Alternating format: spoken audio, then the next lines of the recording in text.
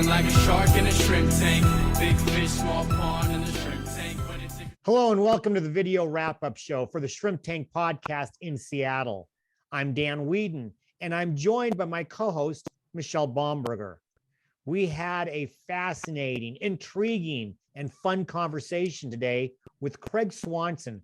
Craig is a digital entrepreneur. You're going to want to hear more about that. In fact, you should go catch the entire episode and subscribe wherever you get your podcasts.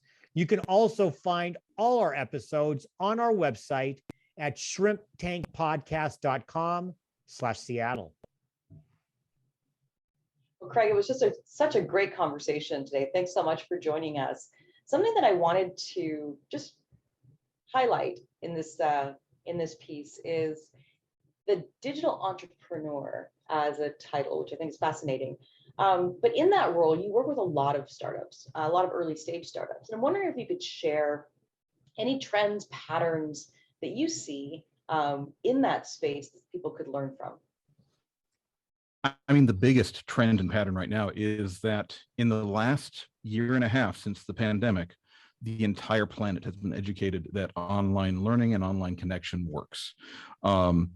Previously, for the past decade, I was having to invent tools. We were having to work with things. My parents didn't quite understand what we did. People didn't want to sit in front of a computer to be able to have like an education experience or learn. And now all of our kids went to school virtually. We met as groups virtually. Virtual is now here. 10 years of advancement has happened in this space in the last year.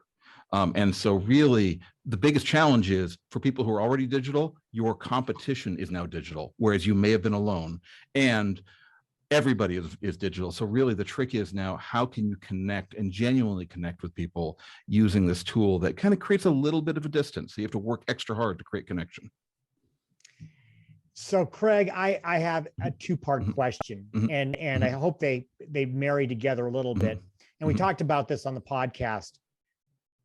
Digital is obviously here to stay, and when you say it's accelerated 10 years in 1 year, I find that fascinating, that the corner, peeking around the corner, that corner is closer than we all thought. What do you see in the future for digital business? And the second part of my question is, there's a business owner out there, an entrepreneur out there that hasn't merged into that. Why should they be considering including part of their business as a digital one? Well, technology keeps changing, keeps updating. One of my businesses is online fitness. And so if you were if you were a fitness instructor, if you had a gym, at least in the United States, there were significant months in the last 2 years where nobody could come to the gym. And you would not think a gym is something that would ever have an online aspect. And if you didn't have an online aspect, you're out of business. Pretty much every business that doesn't have some way of being able to communicate and connect with their audience, their customers, they're in some digital fashion, may find themselves disconnected from them. So that's also why it is becoming harder, is because the entire planet learned this at the same time. And so everybody's learning this, everybody's trying different things. There's a huge amount of innovation happening right now. And so really the trick is, how can you create a connection with your audience, with your customers, in a way that genuinely brings you and them together and gets through this kind of like artificial screen that stands between us. And I will say, like, and a lot of people who are speakers know this, and a lot of business owners know this, but vulnerability, your willingness to be vulnerable and like reveal yourself, like people are drawn to truth and vulnerability and human connection. And that's more important than the camera lens you're using, and is more important than the audio you're using. Those things can be improved. You can hire people to help that. But the more you can bring yourself and figure out how to bring yourself to that connection, the more people will respond in kind.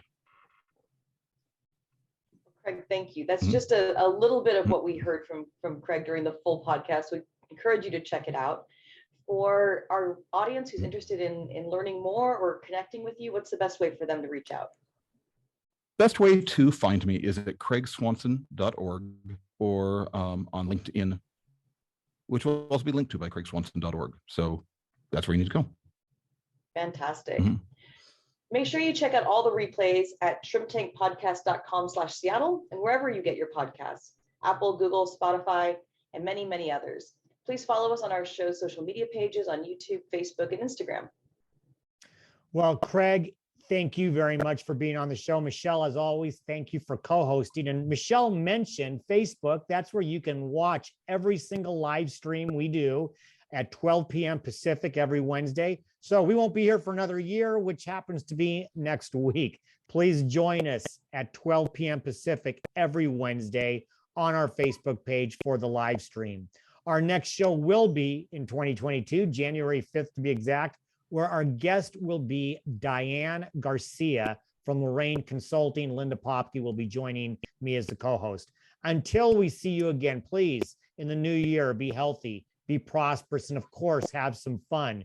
Because for right now, the shrimp is back in the tank. So long. I've been feeling like a shark in a shrimp tank. Big fish, small pond in the shrimp